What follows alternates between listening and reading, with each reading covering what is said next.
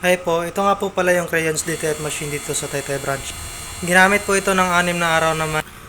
153 meters na total na naran. This week po, wala naman po kaming in-house order. Dito po yung printer head. Dito naman po yung cupping. And ito naman po yung tamang pag-head clean. Press lang natin yung clean.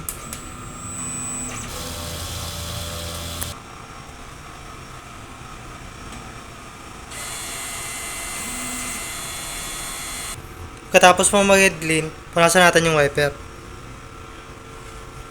Ganito naman po mag-nozzle check. Pindot lang natin yung test.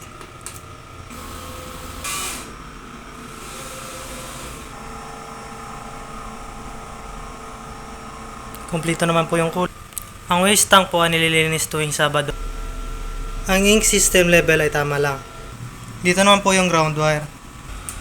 ABR. Dito naman po nakalagay ang aking supplies. Dito po yung in-use supplies. Dito naman po yung unused. Tama lang po ako sa same YK. Dito po yung powder. Cleaning solution. Dito naman po yung film. Dito naman po yung aking production log as month of October. Daily checklist.